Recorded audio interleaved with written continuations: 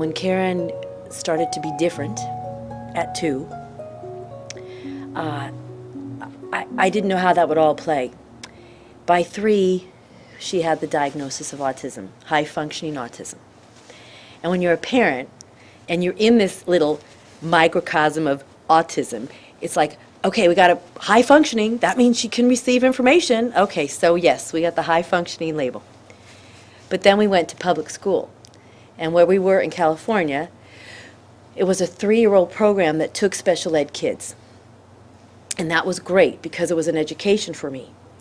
But what I didn't realize was that the school system gave them a place, but that there was no humane treatment. The teacher was a warrior and a leader, but the system behind her was nothing. And so you had these children who were going to stay completely without therapies, just in a little holding pattern. And so I learned to challenge the system. So my first year here, she was in kindergarten, and we went to a public school that was targeted. It said, oh, we give an inclusion program for the autistic child, okay? What that means is there should be systems all in place for this little child to go into a regular, typical classroom, okay? What we got was we got a chair, and we got the cubby hole, okay? And because I fought and got a lawyer, we got a one-on-one aid. But we would never have gotten that without, I'm sure, some help. All right. But what my child was like, and I'm sure people, if they knew, I'm sure they remember me.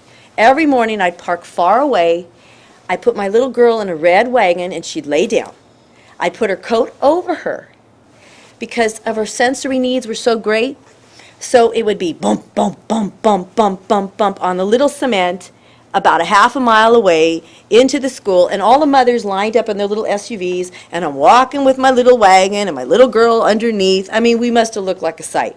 But that's how we entered the school. It was me going, hey guys, let's get her a bouncy ball for sensory integration. Hey aide, let's do the bouncy ball once we get the ball. Hey, let's give her a little break time. Let's get a behavioral plan together. Okay, at the end of the day, I would leave in the same way. She would get in the little this was her desire, in the little red wagon with the coat over her, and I go bump, bump, bump, all the bump, and that was, and it looked moronic. It was embarrassing, but it was the only thing I could think of to feed this girl's system, and she needed it. And then I bought a swing, and we swing at home, and we do the vestibular and the proprioceptive, and so it was hard. It was a hard road.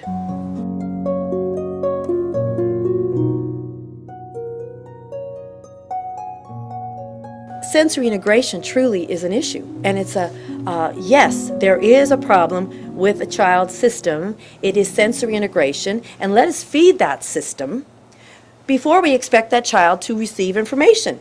So it's very intelligent. The program has a balance beam where Karen has to balance herself. It has where she's cutting over the midline like a twister game. And all this stuff gets her little brain organized, ready to receive, her body stronger. And because of that, recently we were playing ball. Now my child is 8 years old. When she goes to get a ball, I throw her a ball. And this is her responses. People that are watching this is not unusual, right? And so she feels, so she doesn't play with the kids in the playground, right? So recently, because of this program, I threw her the ball. I attribute it to the program. I threw her the ball, she caught the ball, she threw me back the ball. Then we evolved to slapping the ball back and forth. So it's impactful. There is a change. There is a shift. My little 8-year-old child, I can't brush her hair. Okay, this is before. Sensory integration, you can't cut their nails, you can't brush their hair, it's too sensitive, you can't cut the toenails.